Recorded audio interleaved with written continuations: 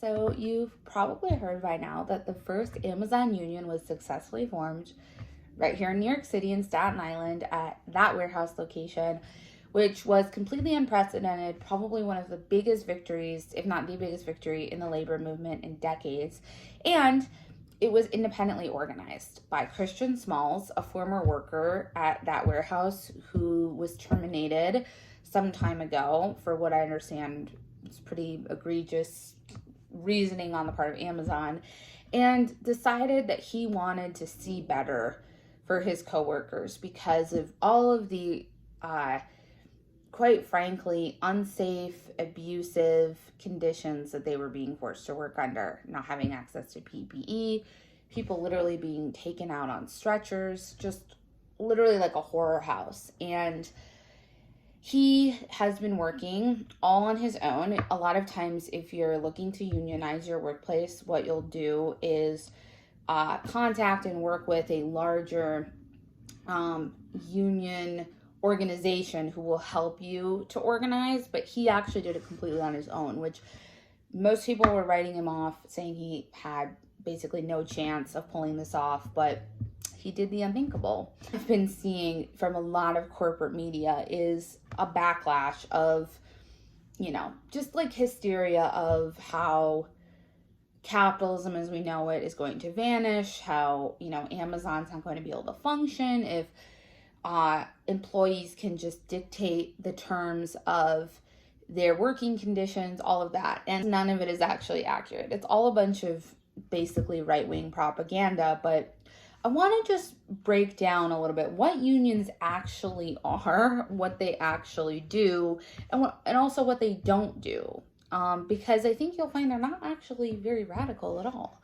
So usually when you're hired for a job and you are given a contract with your salary or wages, your benefits, information about workplace standards, working conditions, all of those kinds of things, right? And you're negotiating those terms and conditions with the management individually, right? Usually everyone who works at your workplace has an individual contract that they've negotiated individually with management or ownership or a mix of both. And your contract could be different from the other person's contract, although sometimes there are, and I think many times, especially for larger companies, there are policies, around certain things like paid sick leave, vacation time, paid family leave, bereavement, all kinds of things, right? And those terms and conditions often are very dictatorial. It's not actually a full negotiation, right? Because in theory, you should be able to negotiate specifically like, what kind of health care you're going to get, or how much you're going to pay for it, or how much paid sick leave you can take, or if you're able to work remotely, right? In theory. However, we know that often in practice that doesn't happen because management has undue power over you, especially as an individual.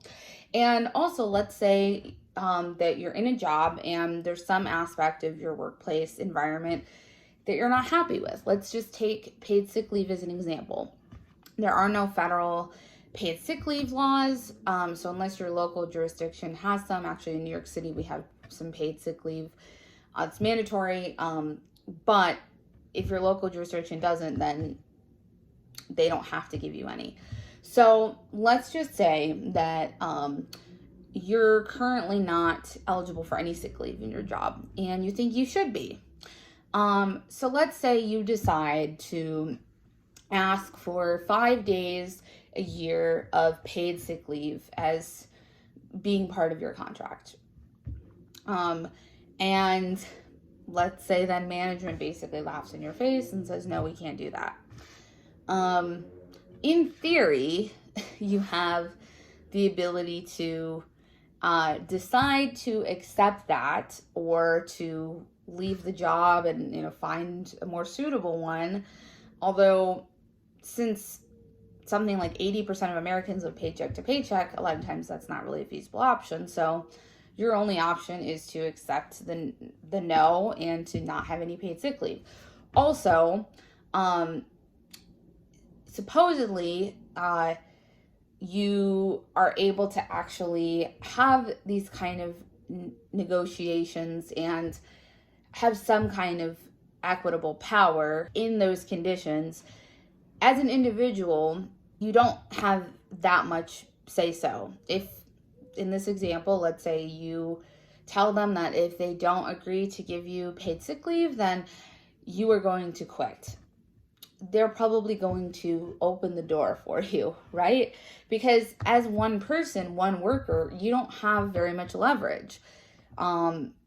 You're replaceable. Companies tend to treat people also, unfortunately, as such, as disposable and replaceable. And that means you basically have almost zero bargaining power. The terms and conditions that the company states are pretty much the ones you have to agree to. So this is where unions come in. So a union is basically a collective bargaining system. So instead of you as one person negotiating, everyone in your workplace negotiates together. And as such, everyone stands in solidarity. So if, like in the paid leave example, if as a union you ask to have paid sick leave added to your contract and the company says no, you then can and probably will at least threaten to strike if they don't at least come to the negotiating table. It is not setting the terms and conditions. It is just having the ability to negotiate in a way that's more equitable, where first of all, you and your fellow workers are going to have a lot of the same interests, right? You're probably going to have a lot of the same desires for working conditions, even similar wages or access to like wage increases, right? So it's beneficial to you to work together, and then your leverage increases. If you're talking about one person saying they'll up and quit, then that's basically almost no problem to you as a business, right? But if you have your entire staff saying that they're not going to work if you don't meet this demand, then that's a lot more pressure, because you're probably going to lose a lot of revenue and subsequently profit if that is the case. So it gives you a lot more ability to negotiate. So maybe in that paid sick leave example, then maybe you don't get 5 days, but maybe you're able to negotiate for 3, right?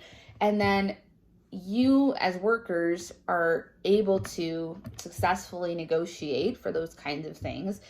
And the business is also able to negotiate, but it just balances the scale more versus where it's like this and you as an individual have almost no leverage and the company has complete power over you. What a union is. The union doesn't guarantee anything. There's no way to guarantee that you're going to be able to successfully negotiate any kind of working conditions or wages, what have you.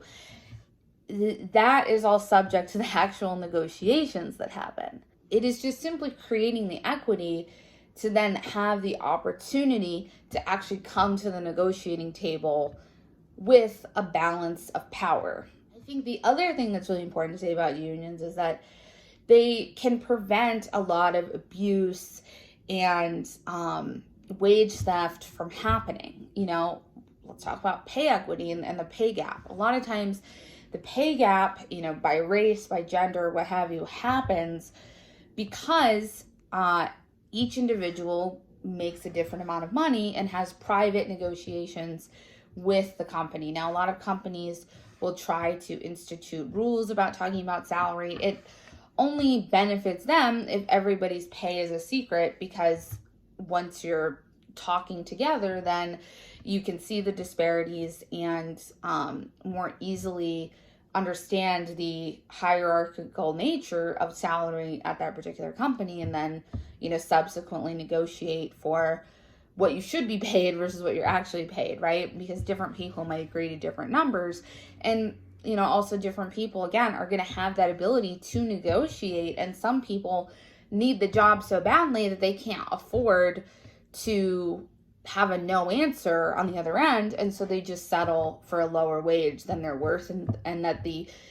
position should pay according to market value. When you have collective bargaining, all of that information is open. All of that information is being collectively negotiated. So everyone is sort of on the same schedule of wages. That doesn't mean everyone makes the same amount of money, but like cases will happen in a way where everyone is at the table, everyone's on the same page.